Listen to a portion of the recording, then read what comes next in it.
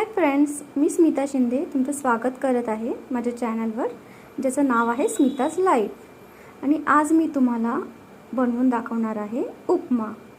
त्यासाठी आपल्याला लागणार आहे रवा। हा रवा घेतलेला आहे मी, आणि इथे कढई गॅसवर ठेवलेली आहे तापायला। त्याच्यामध्ये आपण तेल किंवा तूप टाकायचं। मी तेल टाकलेलं आहे, त्या तेलामध्ये रवा टाकायचा आणि भाजायचा।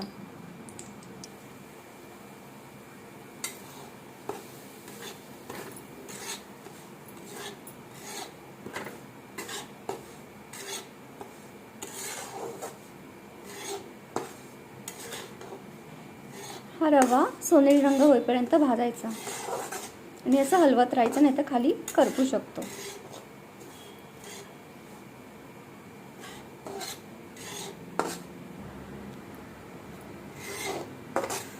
तुम्ही बघू शकता रव्याचा रंग चेंज होत आलाय,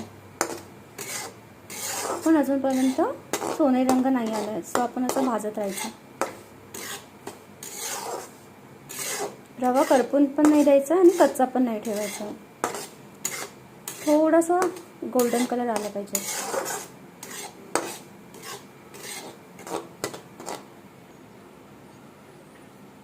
तुम्ही बघू शकता मगाशी सफेद कलर होता रव्याचा, आता सोनेरी कलर आलेला आहे। आपण हे काढून घेऊया एका ताटामध्ये। रवा मी ताटामध्ये काढलेला आहे। आता आपण पुढची तयारी करू। मी इथे कांदा, मिरची, कोथिंबीर, टोमॅटो कापून ठेवलेला आहे आणि कढीपत्ता धुवून ठेवलेला आहे। आणि गॅसवर कढई ठेवलेली आहे, त्याच्यामध्ये आपण तेल ओतू। मी कढईमध्ये तेल ओतलेलं आहे, त्याच्यात आपण उडदाची डाळ टाकायची। ती सुद्धा सोनेरी रंग होईपर्यंत फ्राय करायची।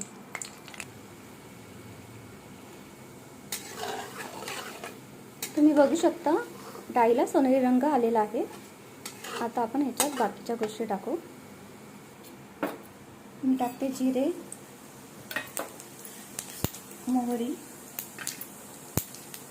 कढीपत्ता,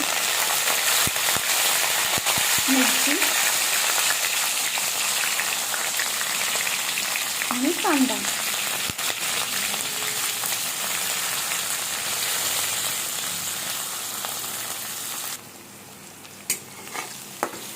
हे आपण मिक्स करायचं।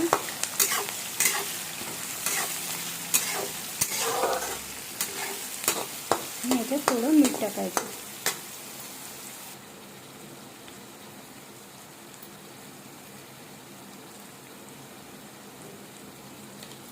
चवीपुरतं मीठ टाकायचं। कांदा फ्राय करायचा सोनेरी रंग होईपर्यंत। कांदा सोनेरी रंगाचा झालेला आहे। आता आपण याच्यामध्ये टोमॅटो टाकायचा आहे। टोमॅटो मी टाकलेला आहे। टोमॅटो सुद्धा सॉफ्ट होईपर्यंत परतायचं तेलामध्ये।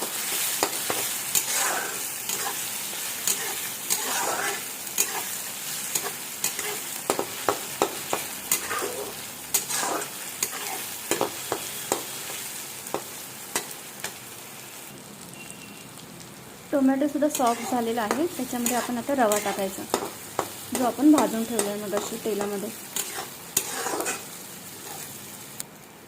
मी रवा टाकलेला आहे, याच्यामध्ये आपण आता कोथिंबीर टाकूया। मी कोथिंबीर टाकलेली आहे आणि रवा सुद्धा। आता हे सर्व मिक्स करायचं।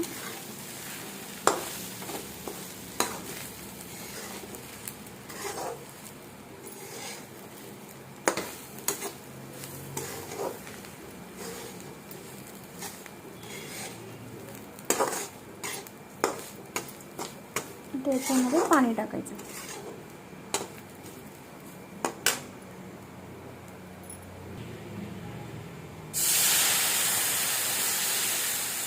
पाणी आधी थोडंसं टाकायचं,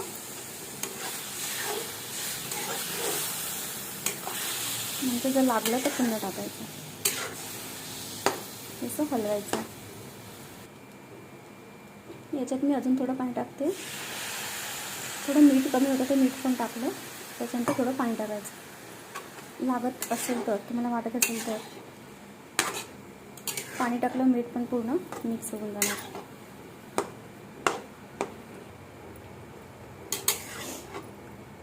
रवा आपला भाजलेला आहे, मिक्स झालेला आहे.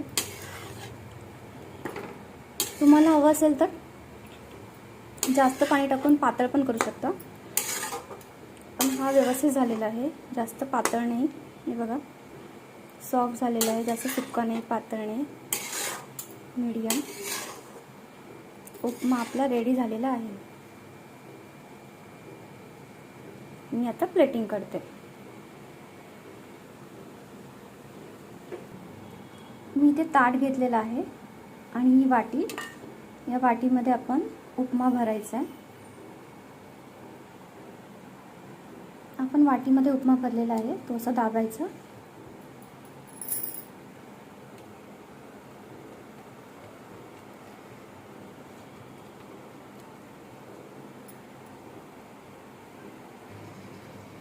वाटीवर मी असं ताट ठेवलेलं आहे. आता वाटी उलटी करायची, ताट उलटं करायचं, मग ते वाटीमधला उपमा ताटामध्ये येणार.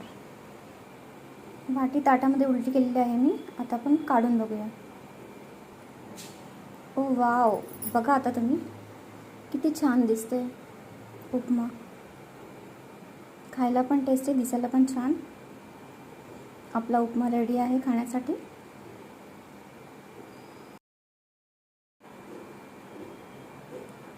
तुम्ही सुद्धा अशा प्रकारे उपमा बनवून बघा आणि मला कमेंट करा की कसा झाला आहे. आपण पुन्हा भेटूया नेक्स्ट व्लॉगमध्ये. तोपर्यंत बाय बाय, टेक केअर.